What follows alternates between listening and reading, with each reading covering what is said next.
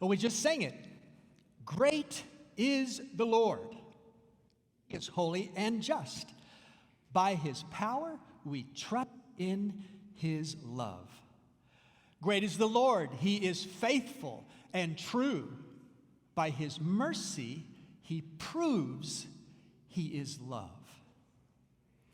It's one of my favorite, more contemporary praise songs. As many of you know, I'm a lover of music. I love music of all types, and I love praise music. A song I heard some years ago segues us from focusing upon the greatness of the Lord, his character, and then invites us to individually respond. We have the experience of seeing God out there and being drawn to him, but then we have the subjective experience of connecting with that God. And of course, there are many songs, hundreds of songs that speak about this type of an experience, this type of a response. But one of them, not very well known across the country, but is this one, entitled Audience of One. This is not the entire song, only a portion of it, actually from the middle towards the end. It's such a strong temptation to live for man's applause, but I don't want to buy the line because I know it's not a worthy cause. So to keep things in perspective, I hung a sign upon the wall.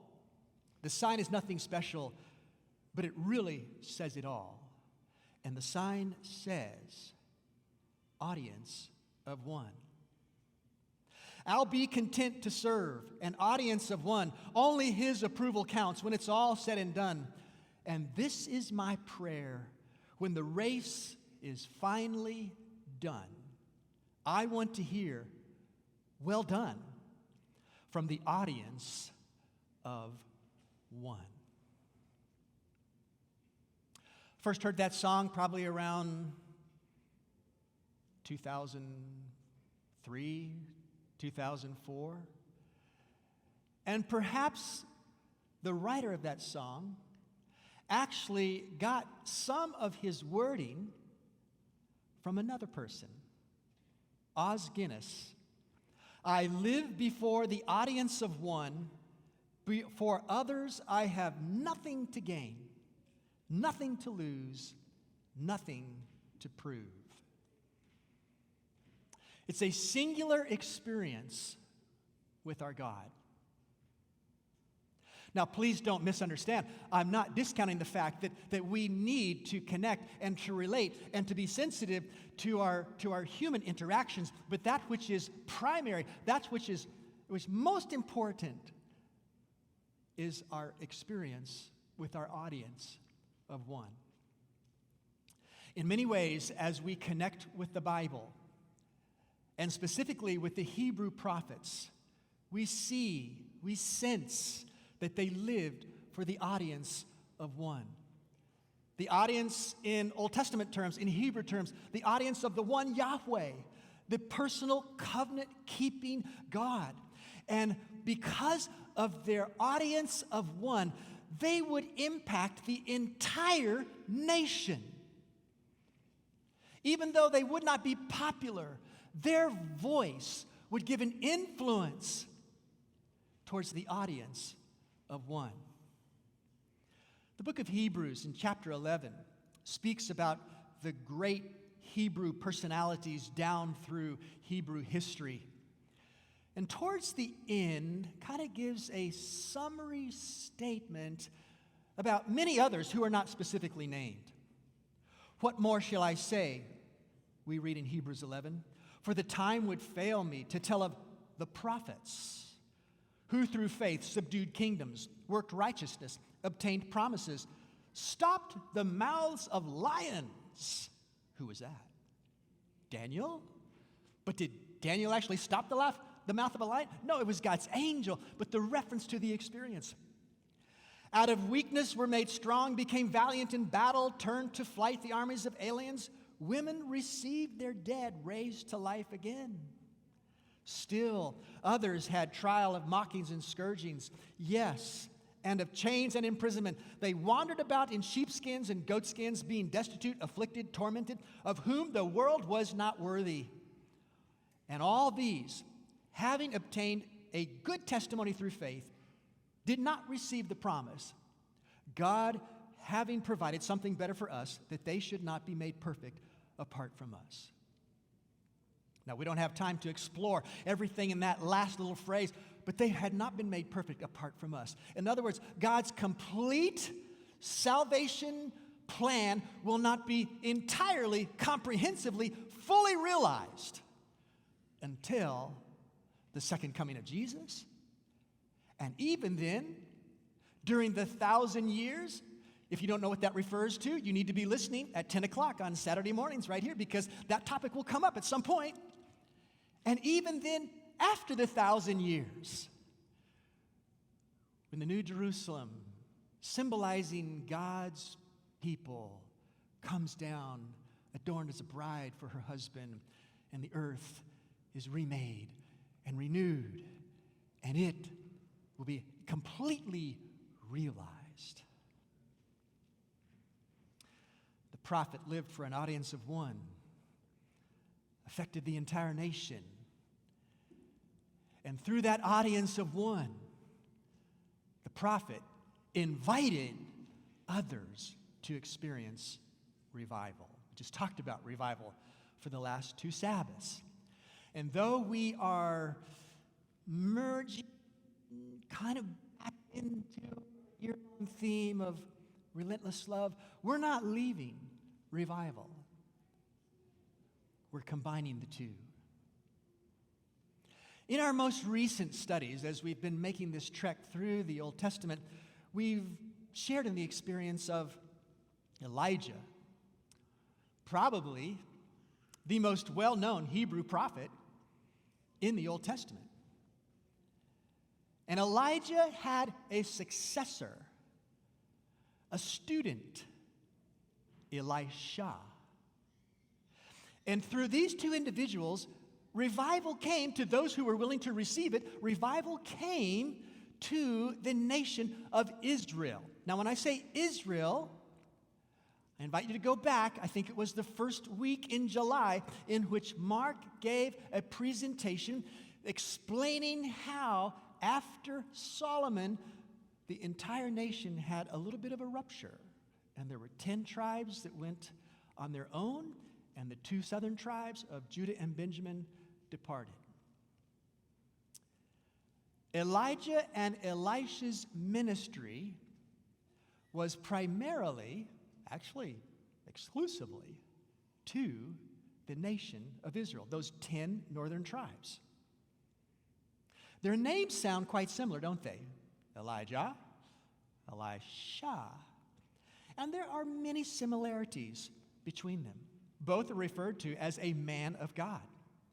They were prophets to the northern kingdom in the 9th century BC. Their ministry overall was to restore worship to Yahweh, to reveal the impotency, to reveal the futility, to reveal the pervertedness of Baal worship. Each was empowered to do miracles. Each were involved in the spiritual religious education in something that was called at the time the schools of the prophets. And each had unusual happenings at the close of their ministry. Now, I think many of you are familiar with what happened at the end of Elijah's ministry. But you know what happened at the close of Elisha's ministry? We'll get there. So there are similarities between Elijah and Elisha, but there are also differences. Elijah came from Tishbe. And you recall how we kind of thought that that could be compared to, what was it? What did we say a few weeks ago? Albemarle? Or maybe Florence, South Carolina? You know, it wasn't a very recognized community. It was kind of something that you went through to get somewhere else. On the other hand, Elisha comes from Abel Mahola, the Jordan Valley, a very fertile area. Tishbe was maybe kind of rustic and out there on the east side of the Jordan River. We think that Elijah did not come from a very wealthy background. Elisha, on the other hand, came from a very wealthy background.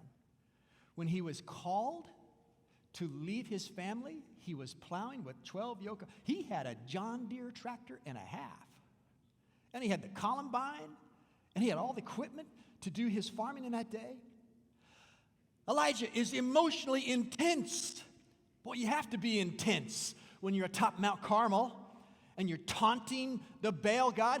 Maybe he's on a trip, you better scream louder. Or maybe he's asleep. Or remember, maybe he's relieving himself. He was emotionally intense.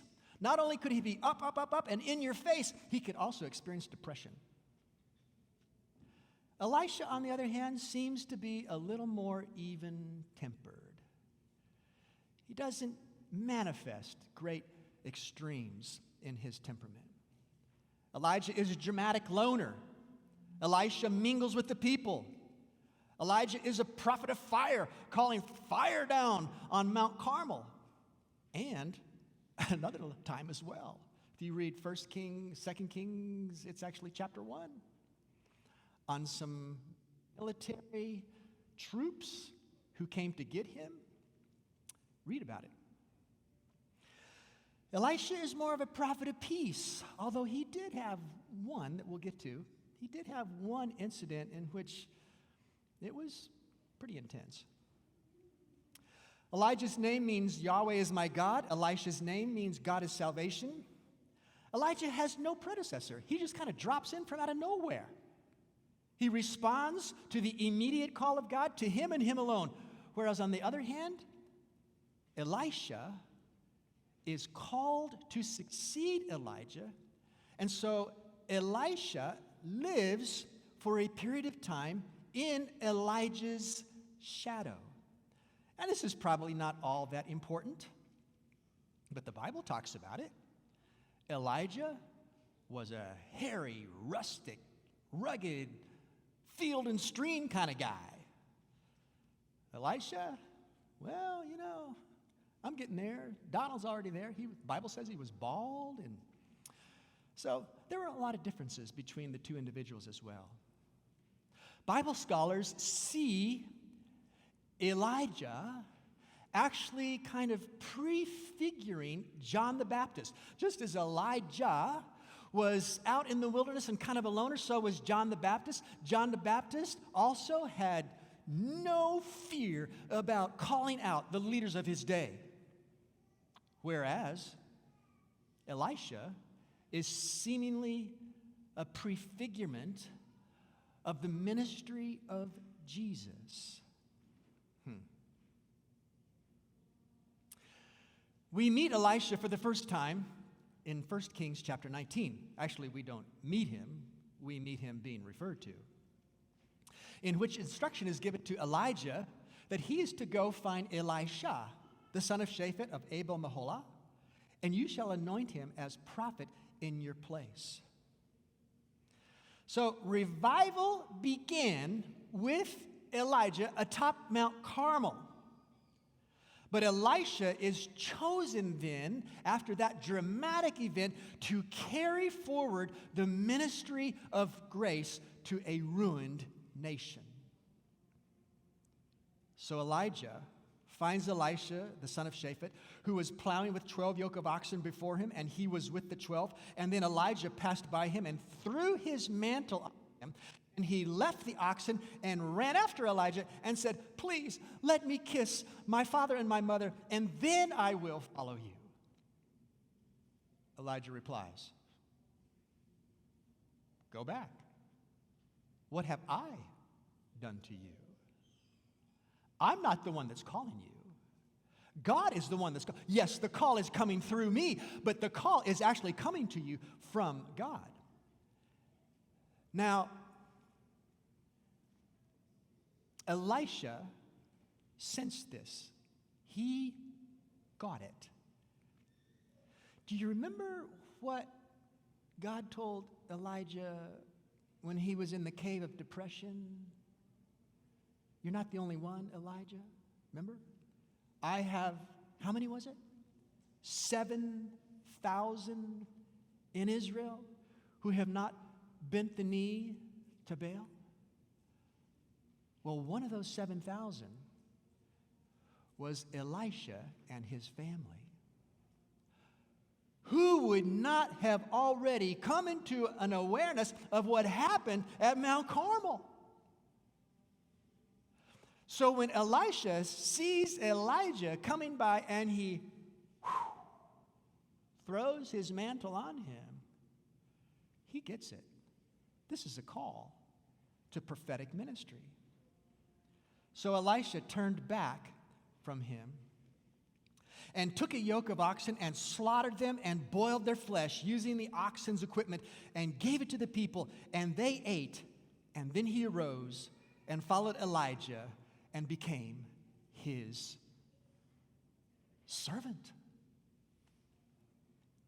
This is kind of like Jesus calling the disciples, the fishermen, Peter, Andrew, James, John, to leave their nets and follow him. And though that happens in the first chapter of Mark, and though that happens in the 4th or 5th chapter of Matthew, and early on in Luke, that calling did not actually occur until Jesus had already been about 1.5 years into his ministry.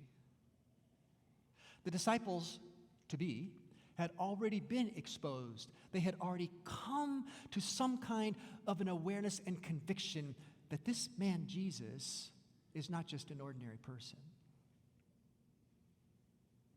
So in like manner, Elisha has come to an awareness of who Elijah is. And when he receives that mantle call from Elijah, he knows what the implications are. Elisha was early referred to as the one who poured water on the hands of Elijah.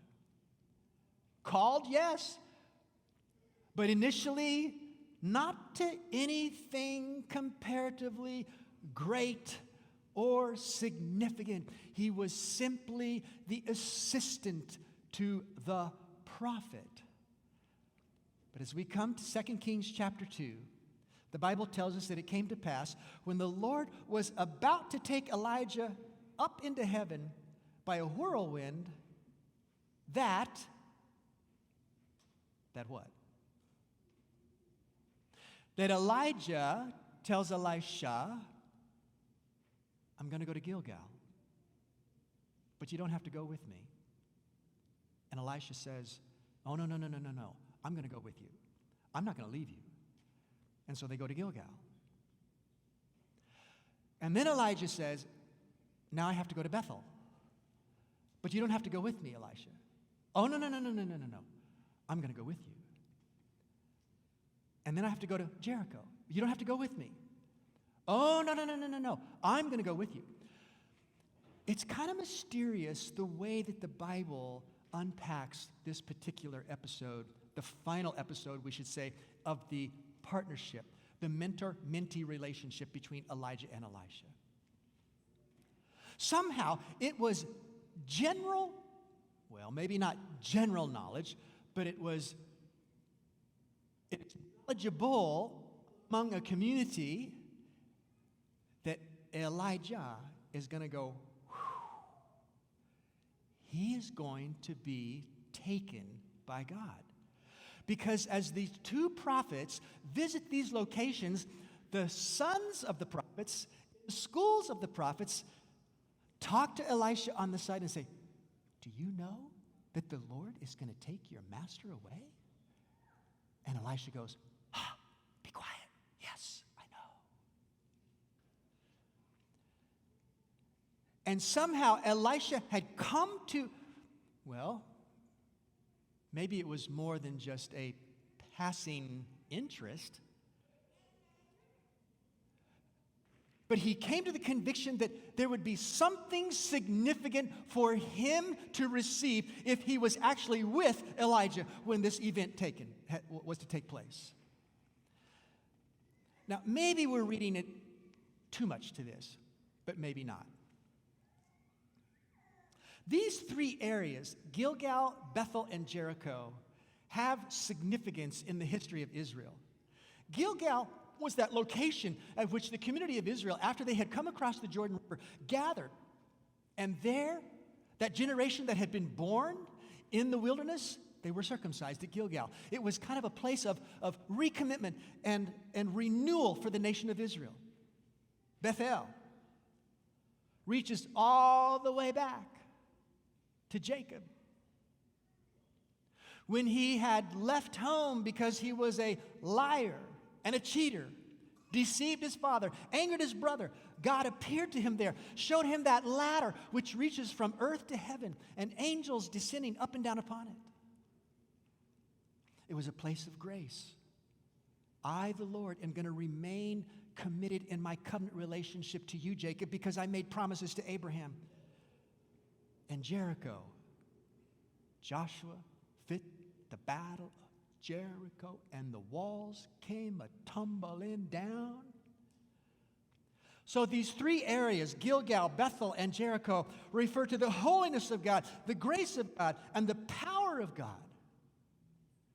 I don't think that that's just coincidence that Elijah visited these places and Elisha was with him in that itinerary. The sons of the prophets, do you know that the Lord will take away your master? Yes, I know. And then Elijah says to Elisha, the Lord has sent me onto the Jordan. As the Lord lives, replies Elisha, I will not leave you. And 50 men of the prophets went and stood facing them at a distance while they're approaching the Jordan River, while the two of them stood by the Jordan. Elijah took his mantle, rolled it up, and he struck the water, and it was divided this way and that, so that the two of them crossed over on dry ground. Well, that's an echo, isn't it, of God's power in a prior generation? Wow, hundreds of years before.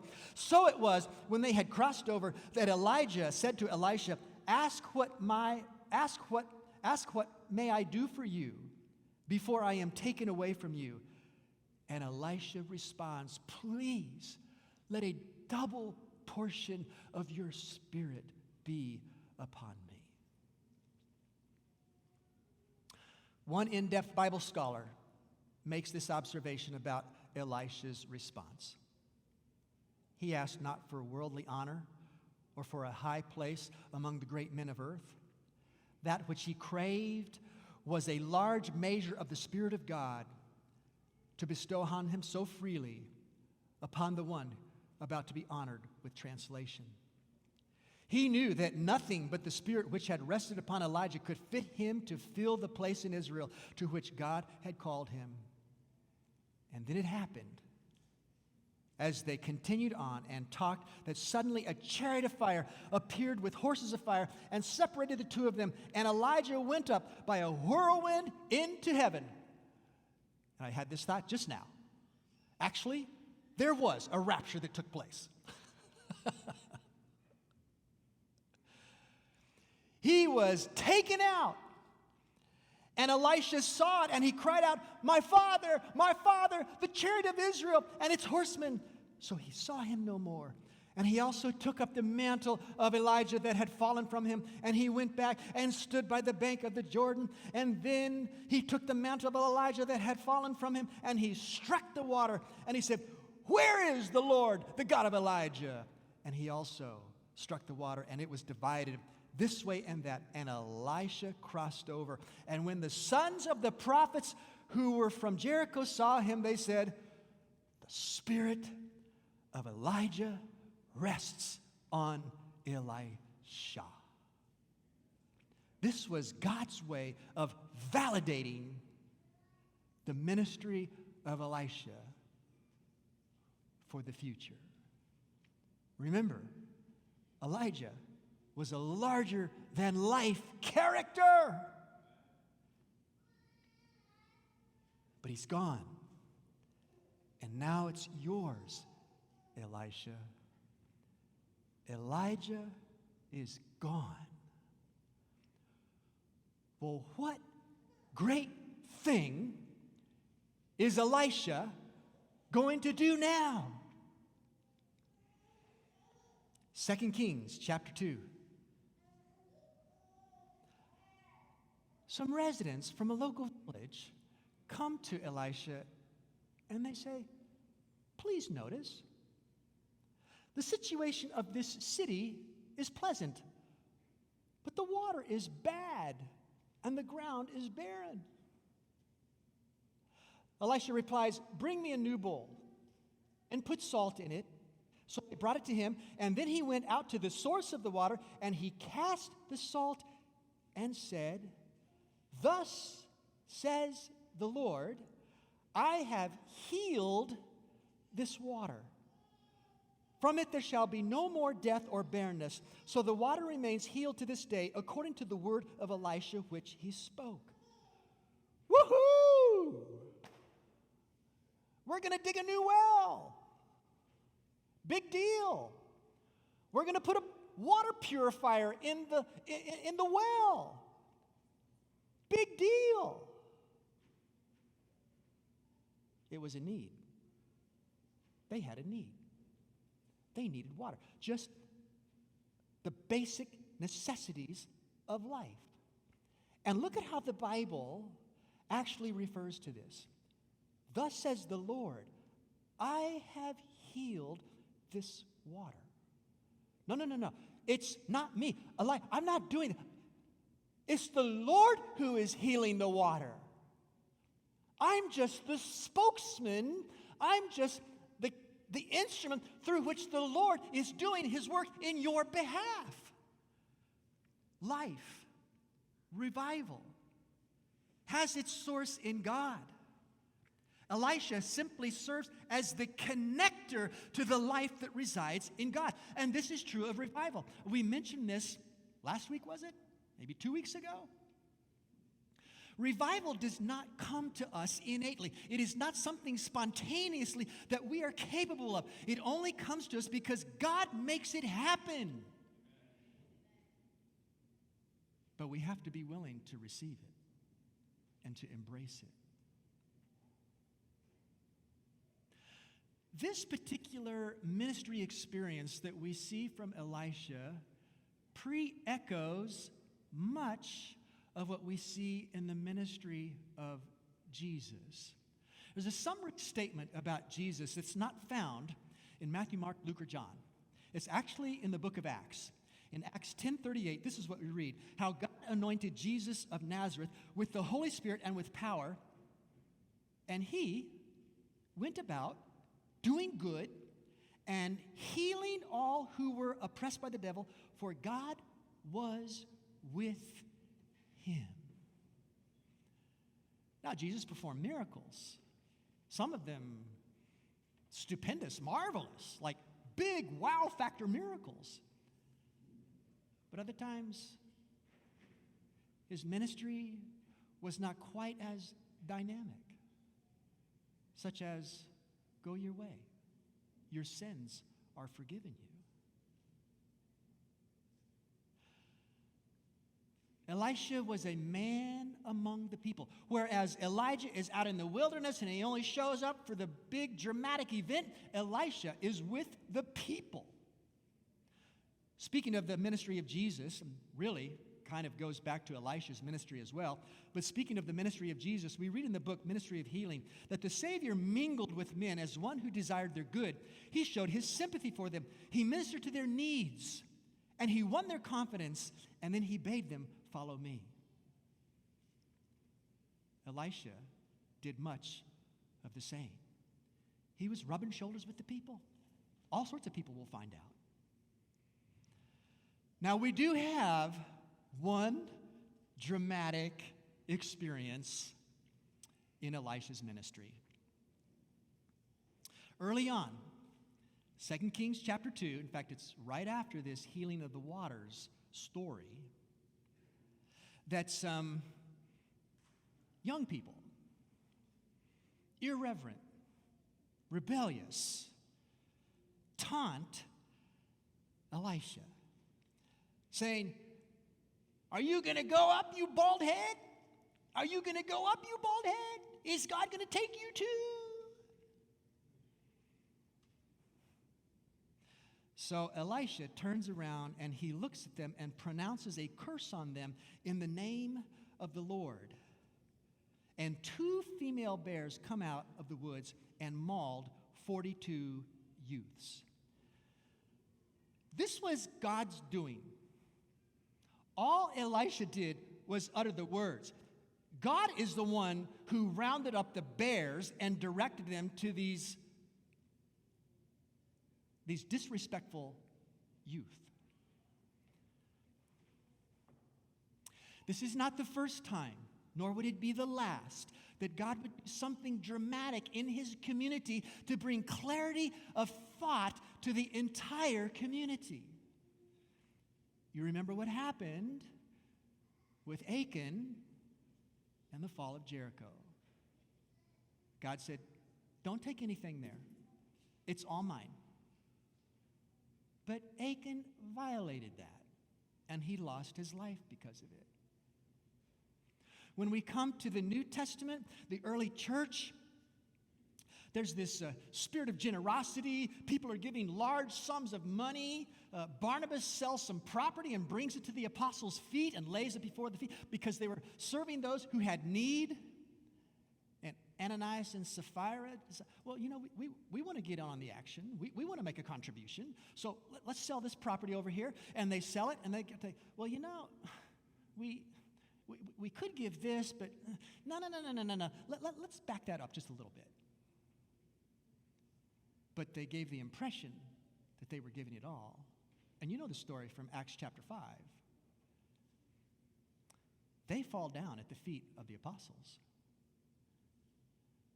God is a loving and merciful God. But on occasion, he exercises justice so that the entire community will know.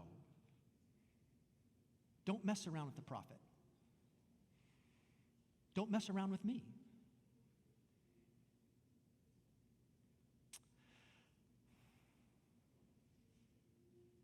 Had Elisha allowed the mockery to pass unnoticed, he would have continued to be ridiculed and reviled by the rabble, and his mission to instruct and save in a time of grave national peril might have been defeated. This one instance of terrible severity was sufficient to command respect through his life. For 50 years, he went in and out of the gate of Bethel and to and fro in the land, from city to city, passing through crowds of idle, rude, dissolute youth. But none mocked him or made light of his qualifications as the prophet of the Most High. I lost my thought just a few moments ago. I was going to mention it, and it came back to me. Those of you who are familiar with the Chronicles of Narnia, The Lion, the Witch, and the Wardrobe, the children go into Narnia for the first time, and they meet Mr. and Mrs. Beaver. And they talk about Aslan, the Christ figure in this story. And Mr. and Mrs. Beaver speak with great reverence and awe about Aslan, who is the Christ figure. And the children ask, is he safe? And they reply, oh, no. He is not safe. But, those of you who know the story, he is good. He is good.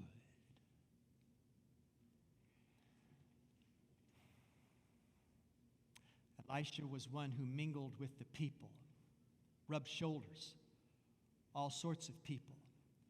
He ministered to the king of Israel. He helped a widow in her crisis who was financially destitute and on the verge of having her sons be conscripted into slavery, indentured servitude.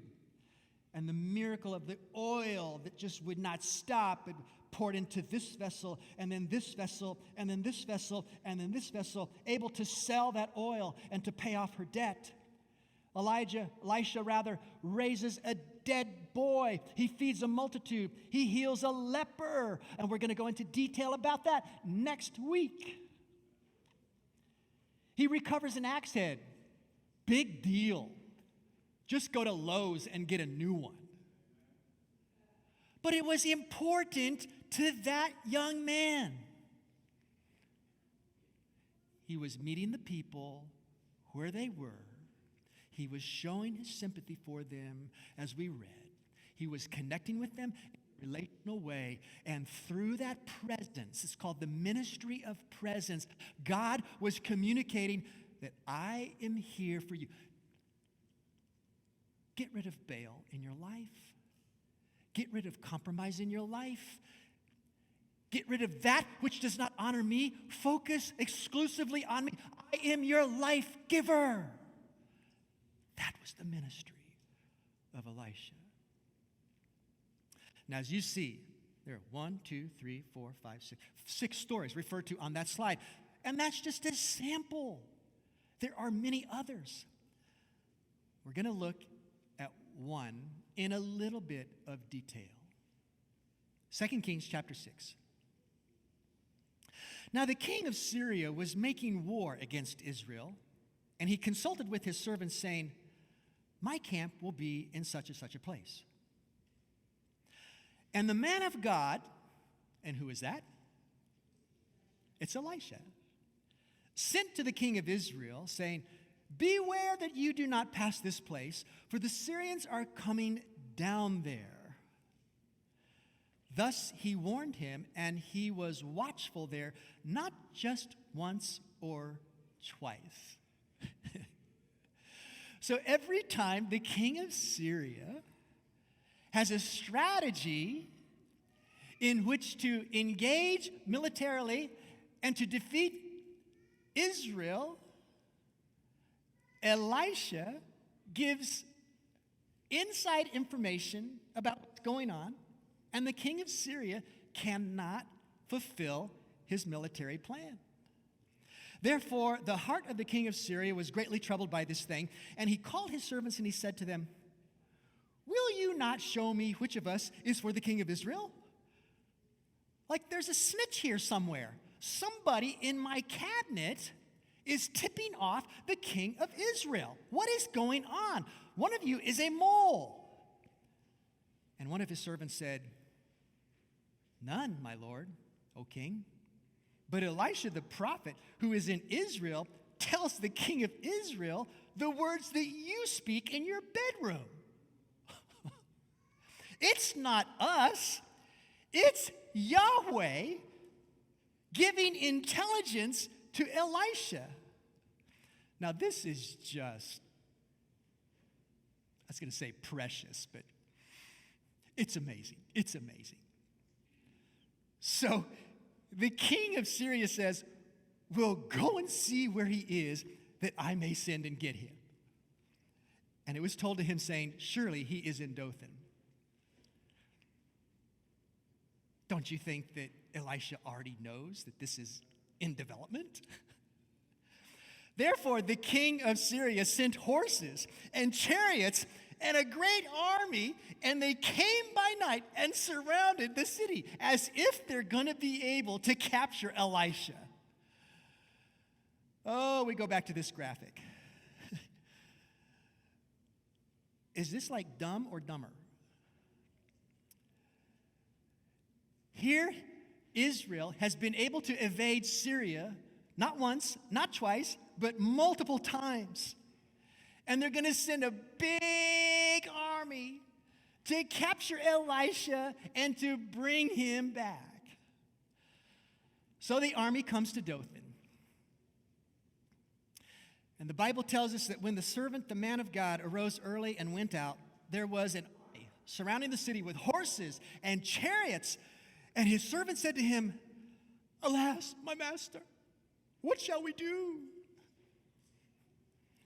And here's an example of Elisha's even-tempered personality and his connection to and trust in God. So he answered, hey, bud, do not fear, for those who are with us are more than those who are with them. And then Elisha prays, Lord, can you just open his eyes that he may see. And then the Lord opened the eyes of the young man, and he saw. And behold, the mountain was full of horses and chariots of fire all around Elisha. So when the Syrians came down to him, Elisha prayed to the Lord and said, strike this people I play with blindness. And he struck them with blindness according to the word of Elisha. In one prayer, he says, Lord, open the eyes. And in the other prayer, he says, Lord, strike them with blindness.